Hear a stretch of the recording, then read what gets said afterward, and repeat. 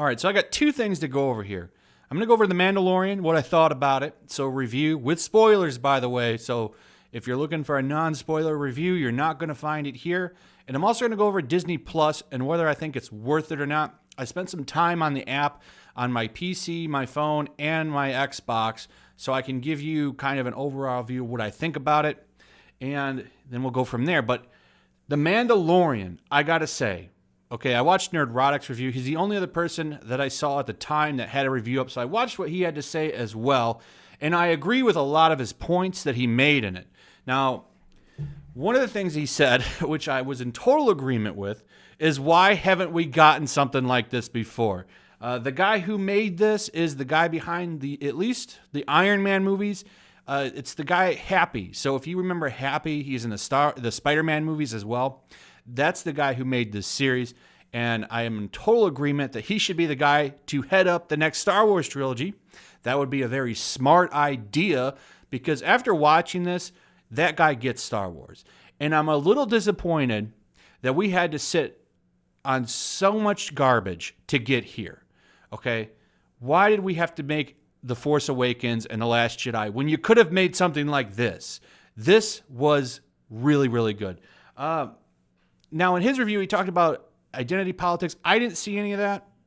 I didn't see any agenda. I didn't see anything that I thought was, really going to follow in those Last Jedi footsteps. Now, I could be wrong. It is Disney we're talking about, who seems to want to push that kind of stuff in everything nowadays. So we'll see. But as for now, just going off of this first chapter, I think that it was pretty good. Now, some concerns, how interesting can this character be to carry a show? He doesn't come off that interesting just yet. The first episode was pretty much just action and him talking to people. Bill Burr is in it. That was pretty interesting. I didn't even know it was him. I knew he was in the show, but I couldn't pick him out. And then it was pointed out to me he played the alien guy that was kind of copying the way Yoda talks. Feels like a Western, like a sci-fi Western. Very good. This was surprising because, and at the same time disappointing because it's like, Disney, why haven't you done this from the start? The only thing that didn't feel Star Wars about this was the music score. I thought the music score was way off.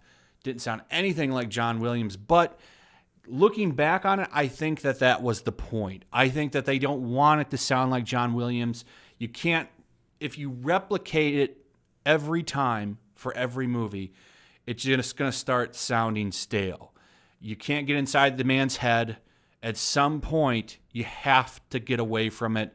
And I think that this was an attempt to boldly go away from it. It was nothing like it. I would say, changing too fast is not a good idea. Maybe slowly move away from that score. Like, even if they wanted to seed in some of his tracks, the score is so different. I don't know if it would work. So there's that little bit of criticism. However, the show felt so much like a Star Wars film, like an old trilogy film, that it still felt that way, even with the score way offbeat. Bounty hunters, a Western feel, nostalgia, it was all there, and I was very happy. One thing that's even in there is, if you remember the bounty hunter IG-88, there is an IG model droid. He runs up on it after it was shooting at him. Stand down, IG model. And it's like, oh, that's pretty cool. They actually pull elements from the extended universe into this show.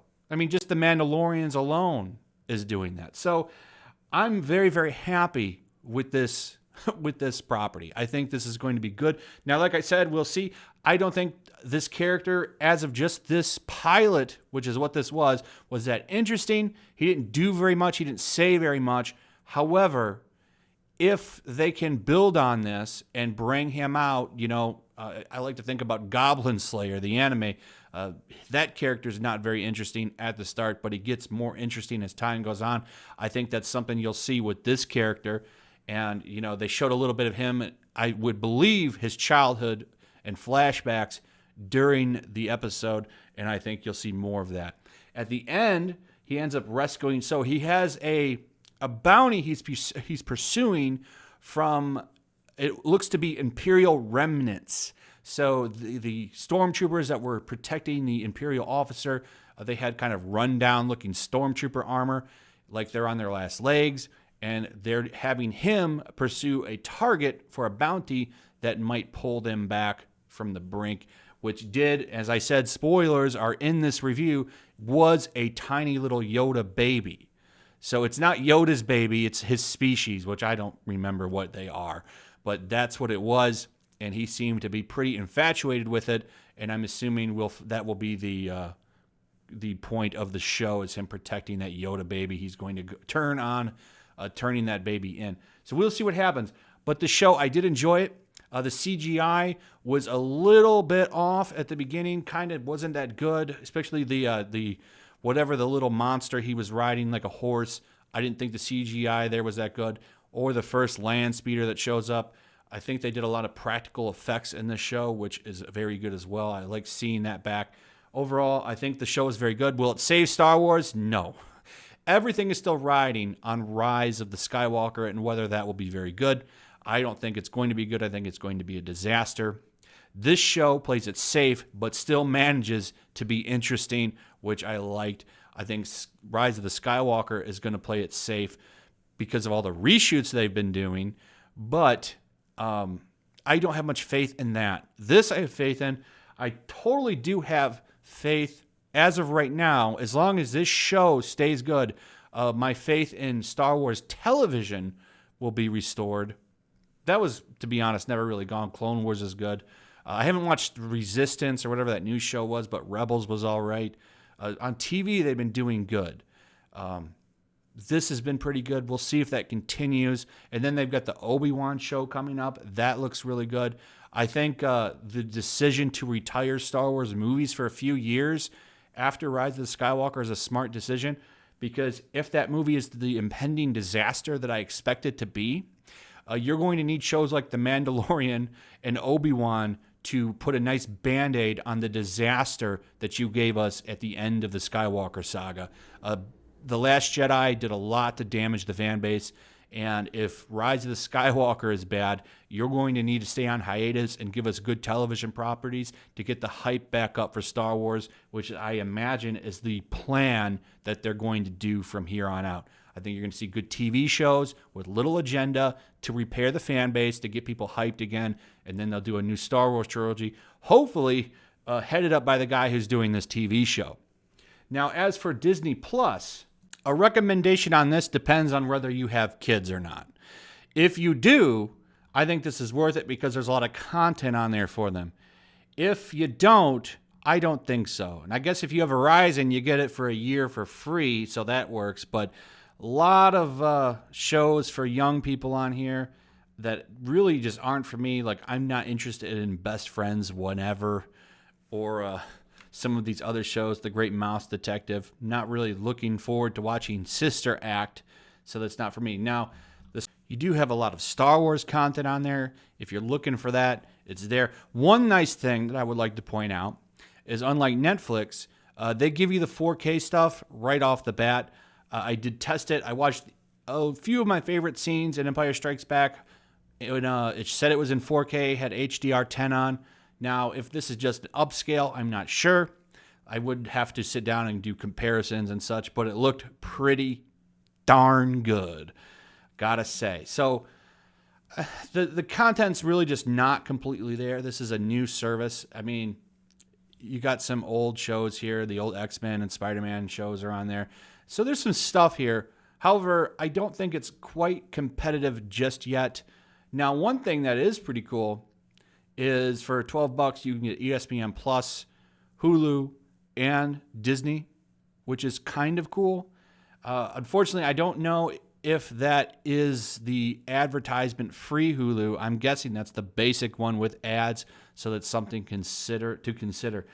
Overall, though, if you've got young ones, I think this is a good package for you. Unless you're really into Disney stuff, I just don't think there's much there yet. I'm sure it's coming, but I would pass and wait. If you really want to watch The Mandalorian, my advice would be to see if that free trial pans out long. Wait till the show's done and then just binge it and quit.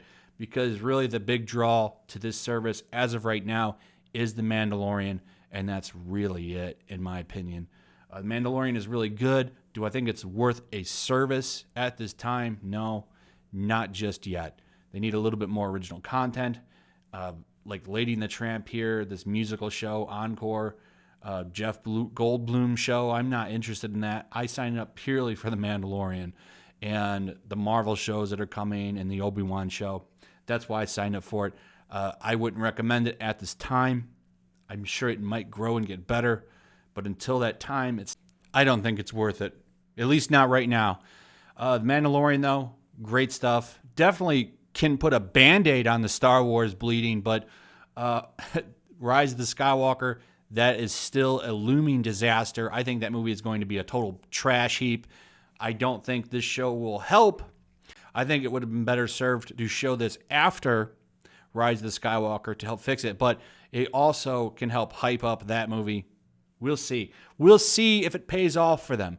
But regardless, the show felt like Star Wars. Definitely the best Disney Star Wars we've ever gotten. And I'm looking forward to more of this show. Makes me look forward to Obi-Wan as well. Anyway, give me your thoughts.